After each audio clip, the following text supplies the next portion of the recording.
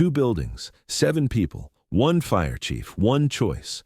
Captain Maya Chen had 30 seconds to decide. Building A. 1 elderly man, 78 years old, trapped on the 3rd floor. Building B. 3 children, ages 4, 6, and 8, trapped on the 2nd floor. She could only save 1 group. This is the choice she made, and the weight she'll carry forever. March 2024, Portland, Oregon. Captain Maya Chen was the youngest female chief in the Portland Fire Department, 34 years old, 12 years of experience, hundreds of lives saved. But that night, she would have to make a choice, and that choice would change her forever. Maya Chen's path to becoming a firefighter wasn't unusual in her family. Her father, Thomas Chen, had served as a firefighter for 30 years before retiring. Her grandfather had fought fires in San Francisco's Chinatown in the 1960s. Fire service was in her blood. But being a woman in this profession, that was different. Women aren't physically strong enough, Captain Miller had told her during her first year. He was old school, believed firefighting was a man's job.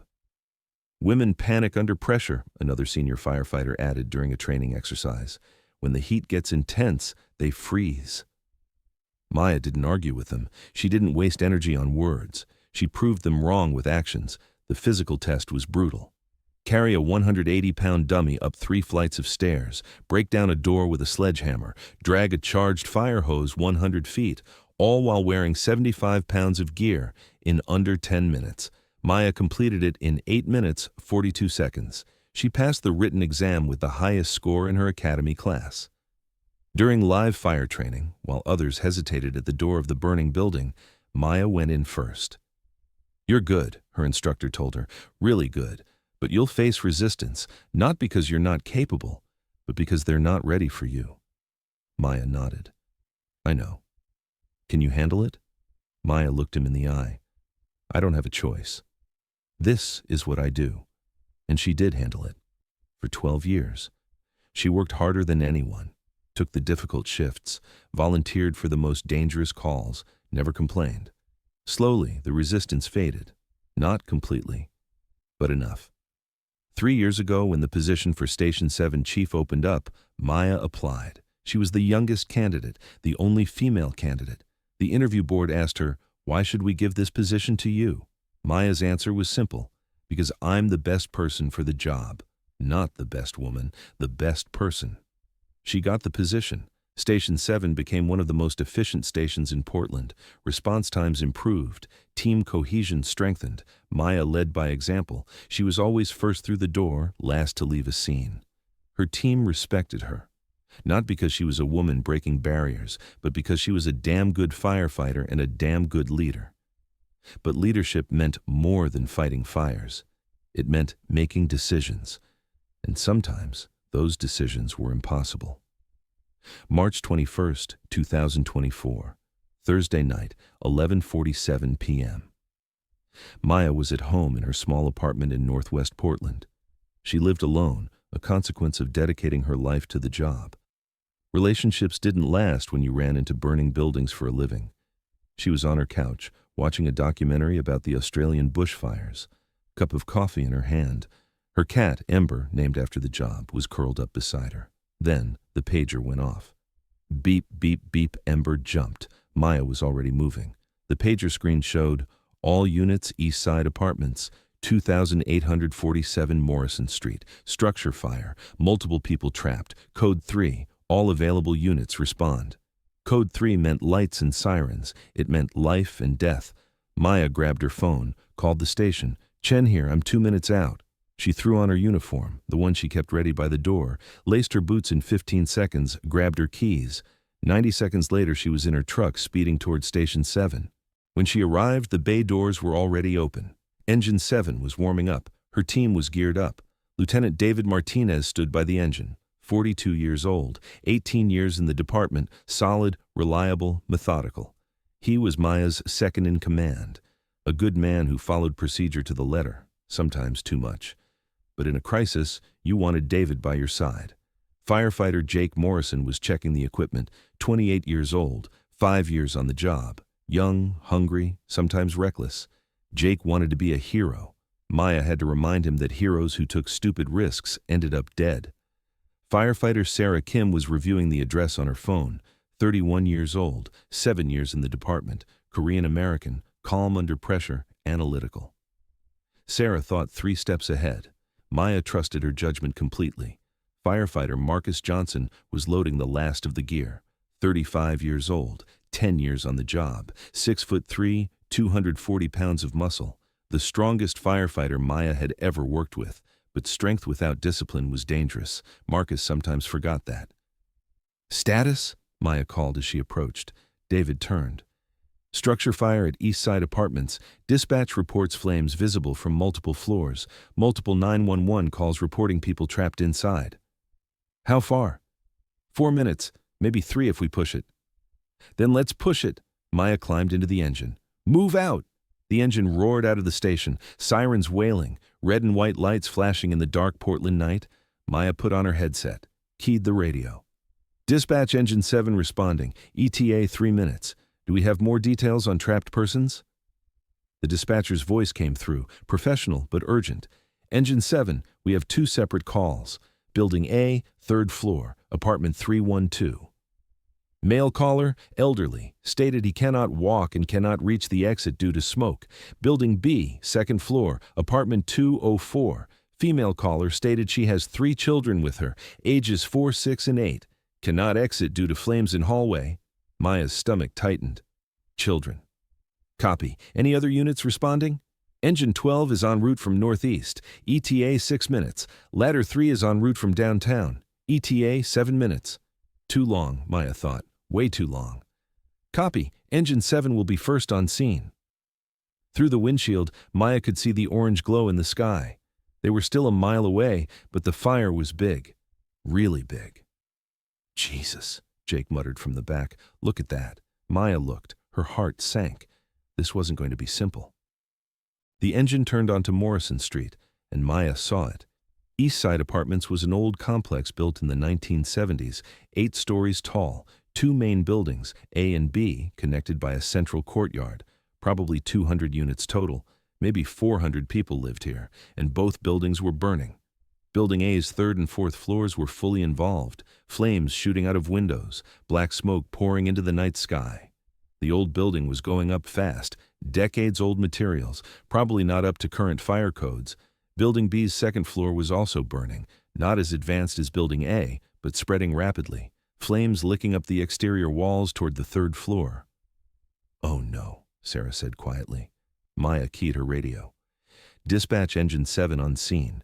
We have a working fire in 2 separate buildings, both buildings approximately 8 stories. Building A has heavy fire on floors 3 and 4. Building B has fire on floor 2 with extension to floor 3.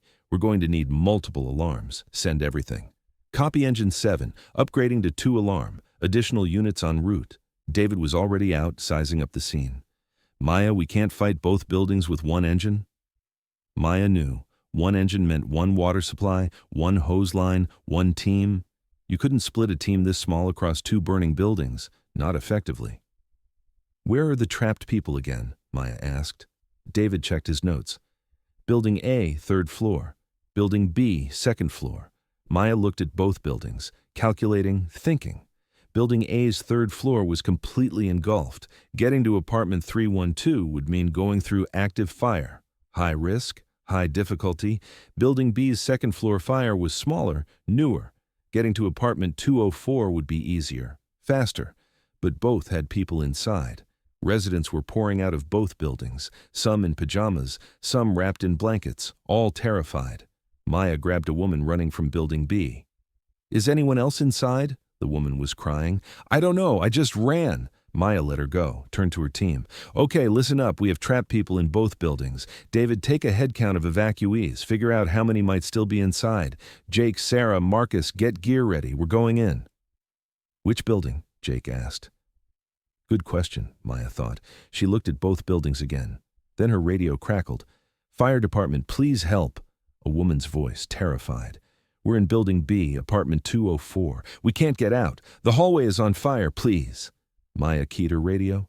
"Ma'am, this is Captain Chen. We're right outside. We're coming to get you. How many people are with you?" My 3 children. Please hurry. The smoke is getting bad. Stay low. Cover your mouth. We're coming. Hold on. Maya switched channels. Dispatch confirming Building B, Apartment 204. 1 adult, 3 children, ages 4, 6, and 8. Copy. What about Building A? Maya looked at Building A, 3rd floor, fully engulfed. Building A, Apartment 312. 1 male, elderly. Dispatch, can you try to raise him on the phone? A pause. Then, negative. No answer. Line is dead. Maya's jaw clenched. He might already be dead, or unconscious from smoke, or trapped, unable to reach the phone. David returned. Maya, I've got approximate head counts. Building A, most residents evacuated from lower floors, but 3rd and 4th floors, maybe 20 people up there. Some got out, some didn't. Building B? 2nd floor had 8 apartments, 6 evacuated, 2 unaccounted for, including apartment 204. Maya did the math. Building A, unknown number trapped, at least 1 confirmed, elderly male, apartment 312. Building B, at least 4 people trapped, woman and 3 children, apartment 204, 1 engine, 1 hose line, 1 team. She couldn't save both. Captain, Sarah said, what's the call? Maya looked at her team, 4 faces, waiting for her decision. She was the captain, the leader, the one who made the hard choices. But this choice, this was impossible. Gather up, Maya said. Her team formed a tight circle, engine running behind them, buildings burning in front of them. Maya spoke clearly, calmly. Here's the situation. 2 buildings, both burning. We have confirmed trapped persons in both. She pointed at Building A. Building A, 3rd floor, apartment 312. 1 elderly male, cannot move. 3rd floor is fully involved, heavy smoke, heavy fire. She pointed at Building B. Building B, 2nd floor, apartment 204. 1 adult female, 3 children, ages 4, 6, and 8. 2nd floor has active fire, but less advanced than Building A. Jake started to speak. Maya held up her hand. We have 1 engine, 1 hose line, 1 team of 5. Backup is 6 minutes out. We cannot fight both buildings. We cannot split the team. Silence. The terrible truth was settling in. We have to choose, Maya said quietly. Choose, Marcus said. I mean we go to 1 building. We save the people we can. The other building, we wait for backup. But they'll die, Jake protested. They might die, Maya corrected, or they might survive until backup arrives. But if we try to hit both buildings with insufficient resources, everyone dies, including us. David was silent, thinking, always thinking. Sarah's face was pale. Captain, how do we choose? Maya took a deep breath. We assess the situation. Logically, objectively. She pointed at Building A. Building A, 3rd floor. 1 person, elderly, cannot move. 3rd floor is fully engulfed. We'd be going into the worst part of the fire. High risk, difficult access, long time to execute. She pointed at Building B. Building B, 2nd floor. 4 people, 1 adult, 3 children. Fire is less advanced, easier access, faster rescue, lower risk. So the answer is obvious, Jake said. We go to Building B, save 4 people instead of 1, save the children. Is it that simple? Marcus said quietly. Everyone looked at him. Marcus met Maya's eyes. Captain, is a child's life worth more than an old man's life? The question hung in the air. That's not, Jake started. That's exactly the question, Marcus interrupted. We're saying 4 lives are worth more than 1 life. But are they? The old man, Robert Hayes, if Dispatch got his name, he's lived a whole life. Maybe he has kids, grandkids, a wife. His life has value. So do the children's lives, Sarah said softly. I'm not saying they don't, Marcus said. I'm saying we're playing God here. We're deciding who lives and who dies. And I don't know if we have that right. Silence. Maya understood what Marcus was saying. She felt it too. This wasn't a tactical decision. This was a moral one. How do you measure the value of a life? Is a child worth more than an elderly person? 3 lives worth more than 1? The math said yes. Simple arithmetic. But was human life really that simple? Captain, David spoke for the first time. His voice was steady, calm. I understand what Marcus is saying, and he's right. This is a terrible choice. But we're not philosophers. We're firefighters. We don't have time to debate ethics. He looked at Maya directly. We have to make a decision. Now. Based on what gives us the best chance of saving the most lives. And that's Building B, Jake said. 4 people, easier access, better odds. David nodded slowly. From a tactical standpoint, yes, Building B is the logical choice. But, Marcus started. But that doesn't make it easy, David finished. It doesn't make it right. It just makes it the choice we have to make. Maya looked at the buildings. Building A, flames pouring from the 3rd floor. Robert Hayes, 78 years old, unable to walk, trapped in that inferno. Building B, 2nd floor fire. A mother and 3 children, 4, 6, and 8 years old, huddled in an apartment, terrified, waiting. 30 seconds to decide, Maya had thought at first, but it had already been 2 minutes, and every second she waited, both buildings got worse. Sarah, Maya said, what do you think? Sarah hesitated. She wasn't used to being asked, but Maya wanted to hear from everyone. I think, Sarah swallowed, I think we save who we can save. Building B has better odds, and yes, 4 lives versus 1 life. I know that sounds cold, but that's the math. Maya nodded, turned to Marcus. Marcus? Marcus looked at the ground. I don't know, Captain. I really don't, but if we go to Building A and fail, we lose everyone. If we go to Building B, at least we save someone. Maya turned to Jake. Jake? Building B, Jake said immediately. Save the kids. Finally, Maya looked at David. David? David was quiet for a moment. Then, I agree with the team. Building B. It's the tactical choice. It's the choice that maximizes lives saved.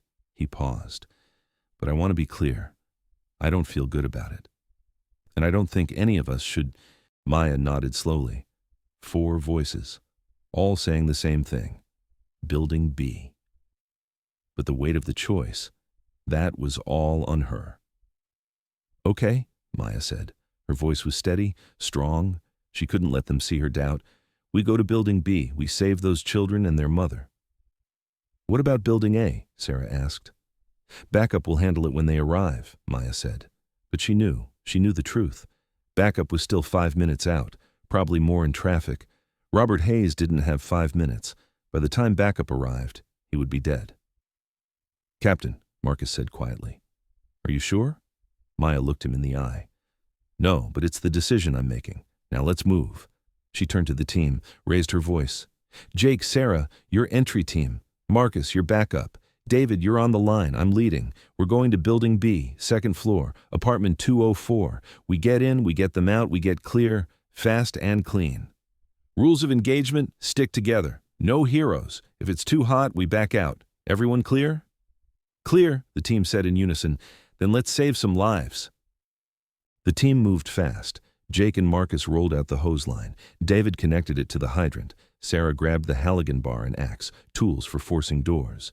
Maya pulled on her SCBA mask, the self-contained breathing apparatus, 40 pounds of gear that would keep her alive in the smoke. She checked her regulator. Good seal, good airflow. Everyone on air, Maya commanded.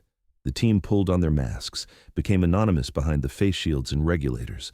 They looked like astronauts, or aliens. But they were firefighters, and they had a job to do. Building B's main entrance was blocked by fire. Flames curled out of the ground floor windows. Side entrance, Maya pointed. They ran around the building, found a side door. David kicked it in. Thick black smoke poured out. Maya clicked on her flashlight, mounted on her helmet. It cut through the smoke, barely. Stay close, Maya shouted into her radio. Follow me! She stepped inside. The heat hit her immediately. Even through her gear, she could feel it. 400 degrees, maybe more. Visibility was 0. The smoke was so thick that Maya's flashlight only showed a few feet ahead. Stairs! Sarah called. She had found the stairwell. The team moved toward it. Maya felt her way along the wall. Every sense was muffled, sight blocked by smoke, hearing muted by the mask, touch limited by thick gloves. This was what firefighting really was, not running into clear burning buildings like in movies. It was stumbling through black smoke and unbearable heat, blind and disoriented, trying to find people before they died. They reached the stairs, started climbing. First floor, second floor. The hallway was an inferno. Flames rolled across the ceiling. The old carpet was burning. The walls were burning. Everything was burning. "Apartment 204, Maya called. "Where is it?" Jake checked the apartment numbers through the smoke. "Down the hall, left side." They moved forward. Maya could feel the floor beneath her feet, soft, spongy. The fire was burning through from below. "Watch the floor," Maya warned. "It's compromised." They had to move fast. If the floor collapsed, they'd all fall into the fire on the first floor. 204, Sarah pointed. The door was closed. Maya felt it with her gloved hand. Hot, very hot. Fire on the other side. "We're breaching," Maya called. "Marcus, door!" Marcus stepped forward, 6'3", 240 pounds. He hit the door with his shoulder. Nothing. He hit it again. The door cracked. Third hit. The door burst open. Smoke poured out, and underneath the smoke, "Fire department!" Maya yelled into the apartment. "Call out! Here!" A woman's voice, weak, coughing. "We're here!" Maya pushed into the apartment. The living room was full of smoke but not yet burning. The fire was in the hallway behind them, in the corner, huddled together, a woman and 3 children. The woman was in her 30s, Hispanic. Her name was Rosa Martinez, though Maya didn't know that yet. The 3 children, a boy, 4 years old, unconscious, smoke inhalation, a girl, 6 years old, crying but conscious, a boy, 8 years old, holding his little sister, trying to be brave. "We're getting you out," Maya said. She knelt beside them. "Can you walk?" Rosa nodded, coughing hard. "Yes, but my baby, Miguel, he's not breathing." Maya checked the 4-year-old. No pulse. Damn. "Sarah, take the baby." Maya handed Miguel to Sarah. "Start CPR as soon as we're outside." Sarah took the limp child in her arms. "Got him." "Jake, take the other 2 kids." Jake scooped up the 6-year-old girl in one arm, grabbed the 8-year-old boy's hand with the other. "Stay with me, buddy. We're going out." "Marcus, help the mother." Marcus lifted Rosa to her feet. "I got you, ma'am. Hold on to me. David, clear us a path." David was already at the door, hose in hand, spraying water to knock down the flames in the hallway. "Everyone move! Go, go, go!" They burst out of the apartment, into the burning hallway. The flames had grown. The hallway was worse than before. The ceiling was collapsing in sections. "Move!" Maya screamed. They ran. Behind them, a section of ceiling fell, crashed where they had been standing 2 seconds before. "Stairs!" David pointed. They reached the stairwell, started down, but between the first and second floor, crack! The floor gave way. A whole section of stairs collapsed into the fire below. "Jump!" Maya yelled. Jake leaped across the gap, landed hard on the remaining stairs, the 2 kids still in his arms. Marcus jumped, made it, Rosa still holding on to him. Sarah jumped, holding Miguel. David jumped. Maya was last. She looked down, saw the fire below, 10 feet of empty space where the stairs used to be. She jumped. Her boot caught the edge. She stumbled forward, fell hard onto her knees, but she was across. "Everyone okay?" Maya called. "Good," David responded. They kept moving, down the stairs, through the ground floor, out the side door, into the night, into fresh air. They were out. Maya pulled off her mask, gasped. The cool Portland air never tasted so good. Paramedics were already there. Ambulance personnel ran forward. "We've got a child in cardiac arrest," Sarah called. She laid Miguel on the ground.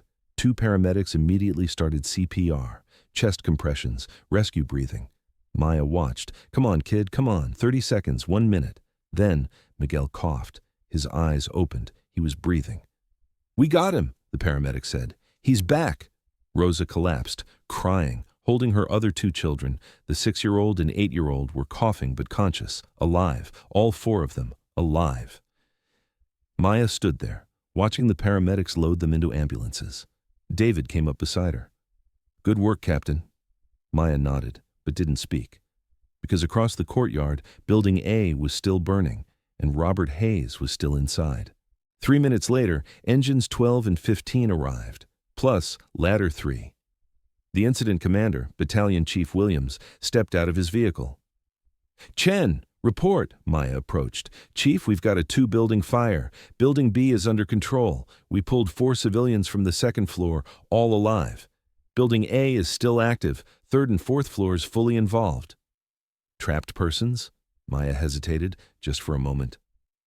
Building A, apartment 312, one elderly male, confirmed trapped as of 5 minutes ago.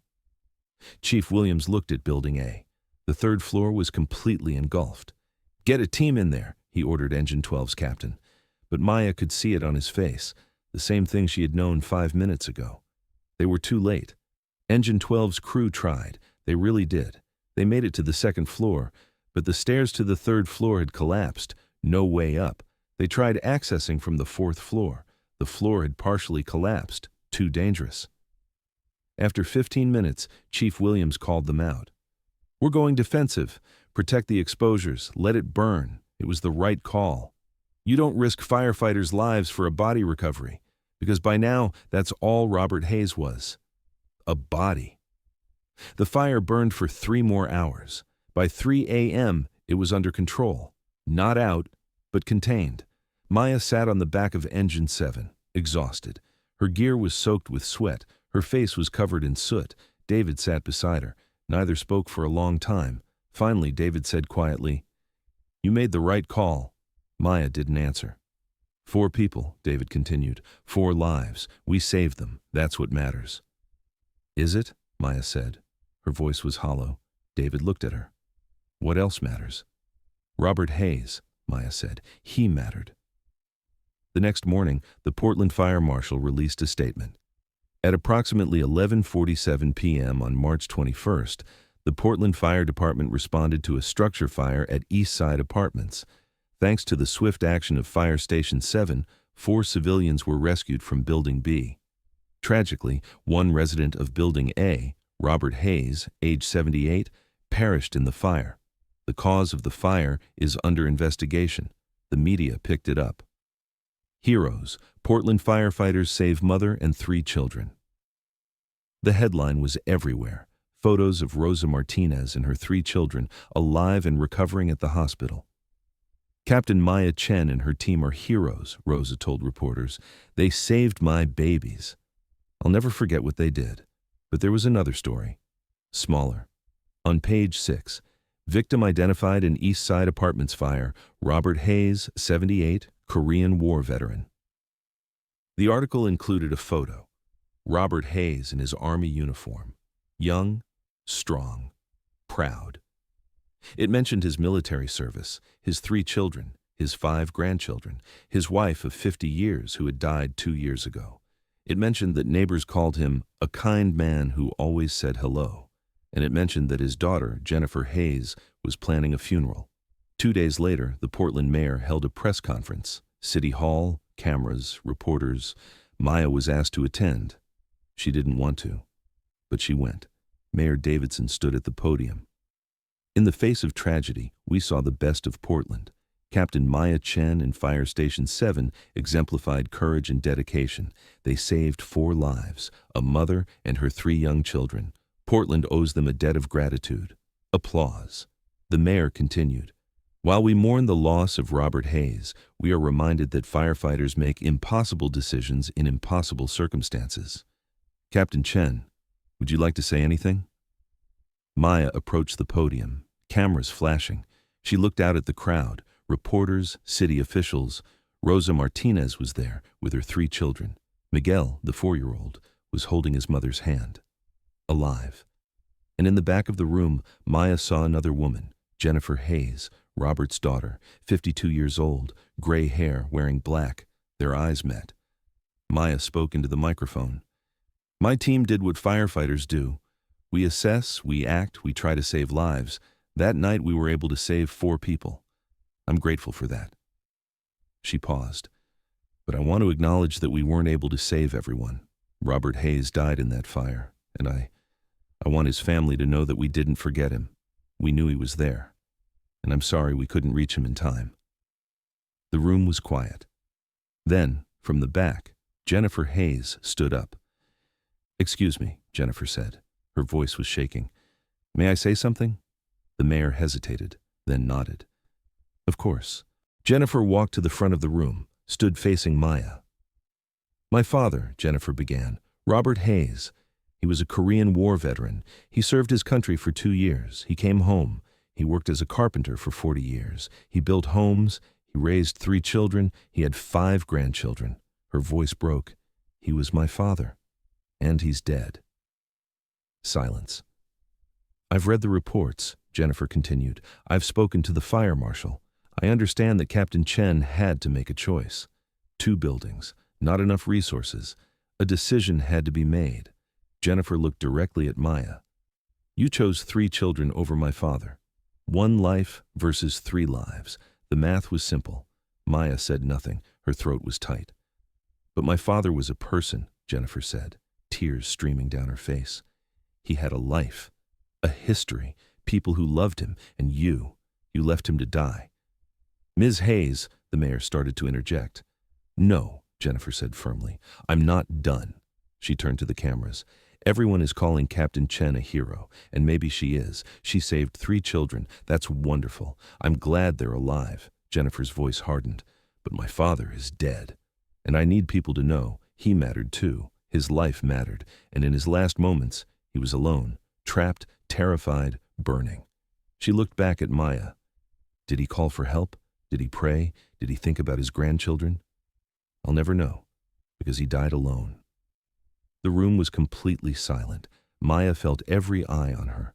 The cameras, the reporters, the officials, and Jennifer Hayes staring at her with grief and anger and pain. Finally, Maya spoke. You're right, Maya said quietly. Your father's life mattered. And I'm sorry. I'm so sorry we couldn't save him. Are you? Jennifer asked. Or are you just sorry you're being confronted about it? Maya took a breath. I'm sorry your father died. I'm sorry he was alone, and I'm sorry that I had to make a choice that cost him his life. But would you make the same choice again? Jennifer demanded. Maya looked at her, honest, direct. I don't know.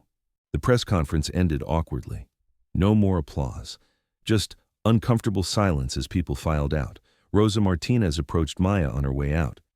Captain Chen, thank you. For my babies, thank you. Maya nodded. I'm glad they're safe. After Rosa left, Maya stood alone in the empty room, except for Jennifer Hayes, still standing there, watching her. Maya approached. Miss Hayes, I know you're angry. I'm not angry, Jennifer interrupted. I'm devastated. There's a difference. Maya nodded. I understand. Do you? Jennifer asked. Do you understand what it's like to lose your father and know that someone could have saved him but chose not to? I didn't choose not to save him, Maya said. I chose to save 4 other people. It's the same thing. Is it? Jennifer looked away. I don't know. I don't know anything anymore. They stood in silence. Finally, Jennifer spoke again. Tell me the truth. If you could go back, if you had to make that choice again, what would you do? Maya thought about it, really thought about it. I would try to find another way, Maya said. I would try to save everyone. But if I couldn't, she met Jennifer's eyes. I would probably make the same choice, because 4 lives versus 1 life. Logically, mathematically, it's clear. But it doesn't feel clear, Maya admitted. It feels terrible, and it will feel terrible every day for the rest of my life. Jennifer wiped her eyes. I want to hate you. I really do, but I can't, because I know if it were my choice, I don't know what I would have done either. She took a shaky breath. But that doesn't make it okay. It doesn't make my father's death okay. No, Maya agreed. It doesn't. Jennifer nodded, then turned and walked away. Maya stood alone in the empty room. A hero, they called her. But heroes weren't supposed to feel like this. September 2024, Portland Fire Station 7. Maya was still the captain, still leading her team, still responding to fires. But something had changed. She was more careful now, more cautious. She second-guessed herself. David noticed. Captain, you okay? Fine, Maya always said. But she wasn't fine. Every fire, she saw Robert Hayes. Every burning building, she wondered, is there someone inside I'm not saving? The doubt crept in. The what-ifs. What if she had split the team? What if backup had arrived sooner? What if she had made a different choice? The questions never stopped. 3 months after the fire, Maya attended Robert Hayes' memorial service. She sat in the back.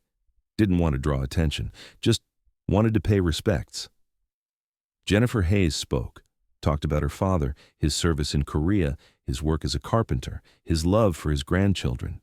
She showed photos, Robert teaching his grandson to fish, Robert at his granddaughter's birthday party, Robert smiling, laughing, alive. Maya sat there, watching, listening, and feeling the weight of what she had taken from this family. After the service, as people filed out, Jennifer saw Maya. She approached. "You came. I wanted to pay my respects," Maya said. Jennifer nodded, looked tired, older. "Thank you." They stood there awkwardly. Finally, Jennifer said, "I talked to Rosa Martinez, the woman you saved. She told me what you did, how you went into that building, how you carried her children out, how you saved Miguel's life." Maya didn't respond. "She said you risked your life," Jennifer continued. "She said the building was collapsing. You could have died." "That's the job," Maya said quietly. "Yes," Jennifer agreed. "It is." Another pause. "I'm trying to understand," Jennifer said. "I really am. I'm trying to see it from your perspective. 4 lives, 1 life, the choice you had to make." "And?" Maya asked. Jennifer shook her head. "I still don't know if it was right. But I think I understand why you made it. Does that help?" "No," Jennifer said honestly, "but it's something." They talked for a while, about Robert, about the fire, about impossible choices. Before Jennifer left, she said, "Captain Chen, I need you to know something." "What?" "I don't forgive you. I can't, not yet, maybe not ever. But I don't blame you anymore. There's a difference." Maya nodded. "Thank you. And one more thing," Jennifer added. "My father, he was a firefighter's biggest supporter. He always said firefighters were heroes because they ran toward danger while everyone else ran away." She paused. "So I think he would have understood your choice, even if I don't." That conversation stayed with Maya. It didn't make the choice easier, didn't erase the guilt, but it helped. A little. 6 months after the Eastside Apartments fire, Station 7 got a new batch of recruit firefighters for training. Young, eager, ready to be heroes. Maya was assigned to teach them about decision-making in crisis situations. She stood in front of the classroom, 20 recruits, fresh faces. "Today we're going to talk about something they don't teach you in the academy," Maya began. "We're going to talk about impossible choices." The recruits looked interested, excited even. They thought this would be about tactics, strategy. They had no idea. Maya told them about March 21st, about Eastside Apartments, about 2 buildings burning, about 7 people trapped. She told them about the choice, Building A or Building B, 1 life or 4 lives. "I chose Building B," Maya said. "I saved 4 people, a mother and 3 children." The recruits nodded. Seemed obvious to them. "But a man died in Building A," Maya continued. "Robert Hayes, 78 years old, Korean War veteran, father of 3, grandfather of 5. The room got quieter. "He died because I chose not to save him," Maya said. "I made a tactical decision. I chose the option that saved the most lives. Mathematically, it was correct." She paused, looked at each recruit. "But does mathematics apply to human life? Is 1 life worth less than 4 lives? Is an elderly person worth less than 3 children?" Silence. "I don't know," Maya admitted. "I've thought about it every day for 6 months. And I still don't know." A recruit raised his hand. Young kid, maybe 23. "Captain, what should we do if we face a situation like that?" Maya thought carefully before answering. "You assess the situation. You calculate the odds.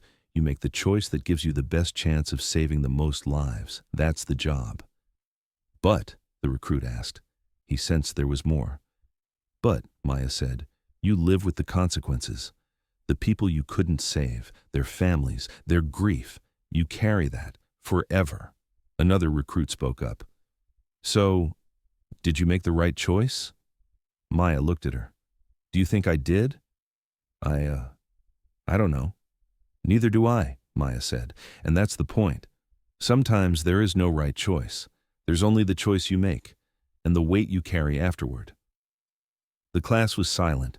This wasn't what they expected. They came here to learn how to be heroes. Maya was teaching them something else. Being a firefighter, Maya said, isn't about being a hero. It's about making hard decisions, decisions that will haunt you, decisions that will keep you up at night. She looked around the room. Some of you will face a situation like this. Maybe not as extreme, but you'll have to choose. And whatever you choose, someone will question it, someone will blame you. And part of you will always wonder, what if I had chosen differently? A recruit in the back raised his hand. Captain, do you regret your choice? Maya considered the question, really considered it. Yes and no, she finally said. I regret that Robert Hayes died. I regret that I couldn't save everyone. I regret the pain his family feels. But do I regret saving 4 lives instead of attempting to save 1? Number, I'd make the same tactical choice again. So you don't regret it? The recruit asked, confused. I regret the circumstances, Maya clarified. I regret living in a world where I had to make that choice. But given the choice I was forced to make, no. I don't regret trying to save the most lives possible. After the class, one recruit stayed behind. A woman, late 20s, Sarah Rodriguez. Captain, can I ask you something? Go ahead. The man who died. Robert Hayes, do you think about him? Maya nodded. Every day. What do you think about? Maya looked out the window. I think about his last moments. Trapped in that apartment, smoke filling the room, heat unbearable, waiting for help that never came. I think about whether he knew we were outside, whether he heard the sirens, whether he thought, they're coming, I'm going to be okay. And then, whether he realized we weren't coming, whether he understood he'd been left behind, whether he felt abandoned. Sarah was quiet. I think about his grandchildren, Maya continued, growing up without him. His daughter, grieving. His family, forever changed because of a choice I made in 30 seconds. That's a heavy burden, Sarah said softly. Yes, Maya agreed. It is. How do you carry it? Maya looked at her. Honestly? I don't know. Some days I carry it better than others. Some days it crushes me. But you keep doing the job. Yes. Why? Maya thought about that. Because even though I couldn't save Robert Hayes, I did save Rosa Martinez and her 3 children. Miguel, the 4-year-old, he had no pulse when we found him. He's alive now because we got him out. That matters. Does it balance out? Sarah asked. No, Maya said. It doesn't. 4 lives saved doesn't erase 1 life lost, but it means something. It has to mean something. Otherwise, what's the point? Sarah nodded, started to leave, then turned back. Captain, one more question. Yes? If you knew then what you know now, the grief, the guilt, the weight, would you still become a firefighter? Maya didn't hesitate. Yes. Why? Because someone has to make the hard choices. Someone has to run into the fire. Someone has to try to save lives, even knowing they can't save everyone. Maya met her eyes. I'd rather carry the weight of the choices I made than live with the knowledge that I never tried. That night, Maya went home to her empty apartment. Ember, her cat, greeted her at the door, purring, uncomplicated, simple. Maya poured a glass of whiskey, sat on her couch, stared at nothing. Her phone buzzed, a text message from an unknown number. She opened it. Captain Chen, this is Rosa Martinez. Miguel just turned 5 today. He's healthy, happy, and alive because of you. I'm attaching a photo. He wanted you to have it. Thank you for giving me my son back. The photo showed Miguel, grinning, holding a birthday cake shaped like a fire truck, frosting on his face, pure joy. Maya smiled, a small smile, but real. Then her phone buzzed again, another text, this one from Jennifer Hayes. Today would have been my father's 79th birthday. I'm at his grave.